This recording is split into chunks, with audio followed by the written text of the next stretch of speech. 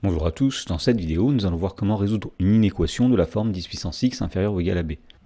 Dans l'exemple, on demande de résoudre les inéquations suivantes. Alors on a des inéquations de la forme 10 puissance x inférieure ou égale à un nombre.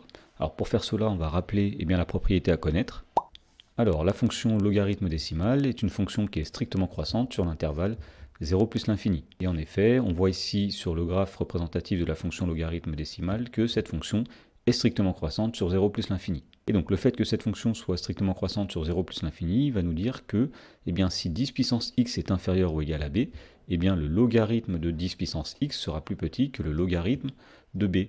Autrement dit, puisque le logarithme de 10 puissance x est égal à x, 10 puissance x sera inférieur ou égal à b si le nombre x est inférieur ou égal au logarithme de b. Voilà, donc voyons comment utiliser cette propriété pour résoudre les inéquations qui nous sont données. Dans la première question, on voulait résoudre 10 puissance x inférieur ou égal à 5, d'après la propriété qu'on vient de rappeler, ceci est équivalent à x inférieur ou égal au logarithme décimal de 5. Autrement dit, l'ensemble des solutions grand S, c'est l'intervalle qui va de moins l'infini jusque logarithme décimal de 5 inclus.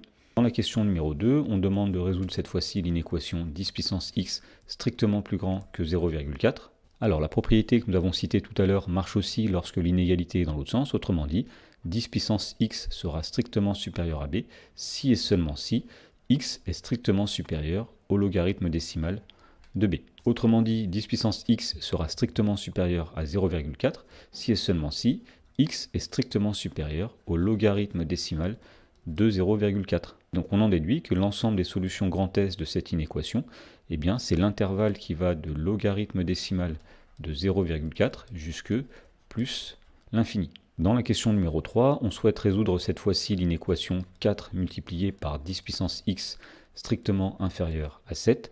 Et donc pour résoudre cette inéquation, on va essayer de se ramener à une inéquation de la forme 10 puissance x inférieure à un nombre. Alors on va diviser des deux côtés par le nombre 4, autrement dit cette inéquation est équivalente à 10 puissance x strictement inférieure à 7 divisé par 4, et bien entendu on n'a pas changé le sens de l'inégalité puisqu'on a divisé par le nombre 4 qui est positif. Alors d'après la propriété qu'on a rappelée, cette inéquation est équivalente à x strictement inférieur au logarithme décimal de 7 sur 4.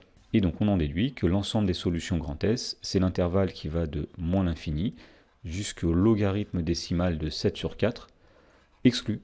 Dans la question numéro 4, on nous demande de résoudre cette fois-ci l'inéquation 5 fois 10 puissance x inférieur ou égal à 2 fois 10 puissance x plus 12. Alors pour résoudre cette inéquation, on va essayer de se ramener à une inéquation du type 10 puissance x inférieur à un nombre. Donc pour cela, on va passer tous les termes en quelque chose fois 10 puissance x du même côté. Autrement dit, nous allons faire passer le 2 fois 10 puissance x à gauche.